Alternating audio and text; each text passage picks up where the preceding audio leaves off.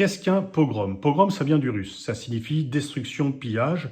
C'est quand, pour des motifs racistes, des gens, des individus auto-organisés s'attaquent à les membres d'une communauté qu'ils jugent inférieure, contre laquelle ils ont des sentiments racistes, et qu'ils viennent s'attaquer directement à leurs biens ou à leurs personnes. Ils peuvent détruire des récoltes, ils peuvent détruire leurs biens, leurs maisons, leurs propriétés, ou même aller jusqu'à tuer des individus appartenant à cette communauté. Et cette violence se fait sur fond, en fait, l'État et les autorités n'y participent pas directement, mais elles ont créé un climat de haine, un climat d'intolérance par rapport à la minorité, et très souvent, elles ne font rien. Une fois que le pogrom a eu lieu, elles ne faisaient rien.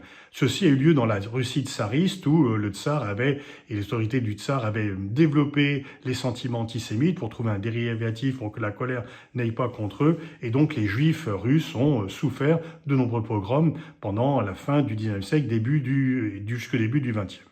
Des individus auto-organisés qui s'attaquent à des membres d'une communauté sur un fond de racisme, avec finalement la bienveillance et l'inaction des autorités, c'est exactement ce que font les colons israéliens à l'égard des Palestiniens en Cisjordanie. Depuis le 7 octobre, plus de 1000 Palestiniens ont été tués, soit par les forces militaires, soit par les colons, et toujours en toute impunité. Aucun des assassinats de civils palestiniens n'a été sanctionné d'une manière quelconque par les autorités, soit parce que les militaires y ont procédé eux-mêmes, on dit qu'il y a une enquête, il n'y a jamais d'enquête, soit c'est les colons, et en fait, ils le font avec la bénédiction. Donc désormais, en fait, les pogroms, ce sont les Palestiniens en tant que tels qui sont visés, qui sont victimes des pogroms. Et c'est ce qui s'est passé récemment dans un village palestinien à Tel. Les colons israéliens dans tous les villages palestiniens depuis octobre défilent dans les villages, terrorisent les habitants, s'occupent de détruire leurs voitures, leurs véhicules, leurs champs, des fois pillent leurs troupeaux, détruisent même des maisons et vont jusqu'à tuer puisqu'il y a plus de 1000 morts depuis le 7 octobre. Les colons israéliens ont cru pouvoir de nouveau faire régner la terreur en toute impunité. Ils ont été donc dans ce village en force, sauf que un des Palestiniens a saisi l'arme d'un colon et alors qu'il était visé par le colon, a tiré le premier, a tué le colon. Il a été tué ensuite à son tour. Il y a eu une rixe et il y a eu 2 Israéliens qui ont été tués et 5 Palestiniens qui l'ont été. Et tout de suite, l'armée a fait un communiqué en disant qu'un groupe de randonneurs, les randonneurs, c'est quand on se promène pacifiquement dans une région pour en admirer la beauté.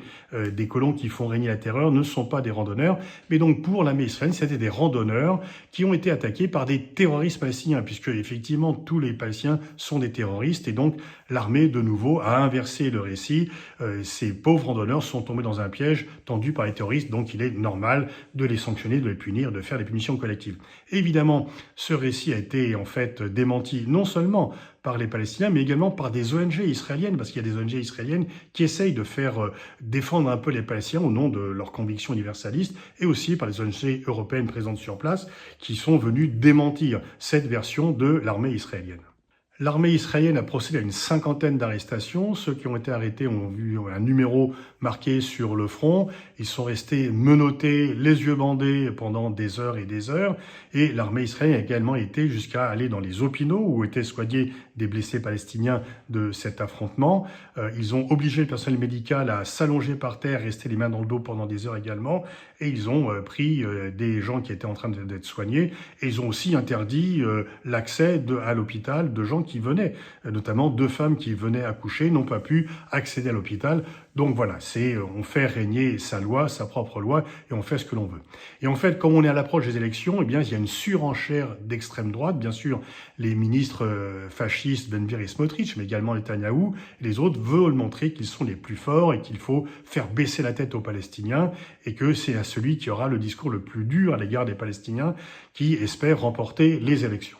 Les ministres fascistes ont menacé de détruire entièrement des villages palestiniens. Alors la maison de celui qui a tué l'Israélien a été détruite.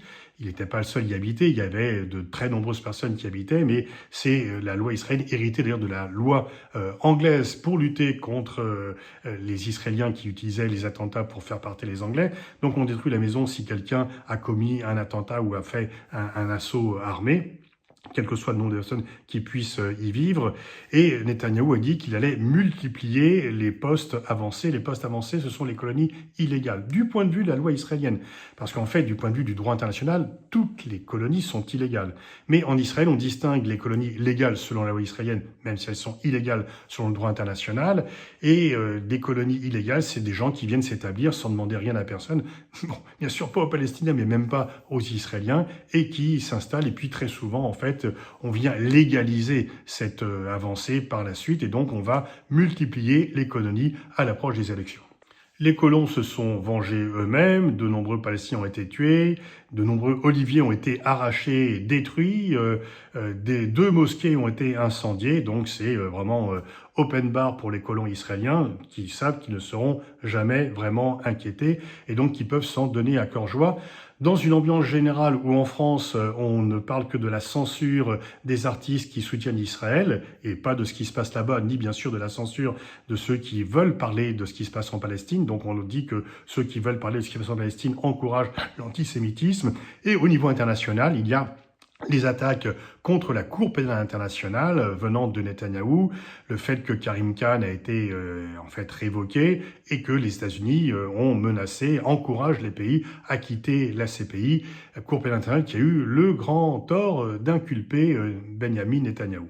Face à ce déchaînement de violence, l'Union européenne, une fois de plus, c'est un peu aux abonnés absents. L'UE a fait un communiqué renvoyons en fait dos à dos toutes les parties, demandant à toutes les parties pour éviter tout discours incendiaire et de contribuer à la désescalade et de mettre fin au cercle vicieux de la violence.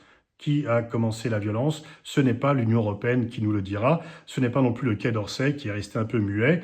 Seule l'Espagne, de nouveau, a condamné fermement la violence des colons. Et du côté d'un ancien ministre israélien de la défense de Netanyahou, Moshe Yaalon, lui-même dit ce qui s'est passé dans le village de Tel, c'est du terrorisme juif. Il a été déclenché par des colons qui ont attaqué le village, soutenus par des ministres du gouvernement comme Ben Gvir, Smotrich et Strock. C'est la politique actuelle du gouvernement. Donc il y a quand même quelques Israéliens qui se révoltent contre cela, mais l'Union européenne finalement laisse et donne toujours le sentiment de renvoyer dos à dos Israéliens et Palestiniens en appelant de façon absolument vaine à la désescalade.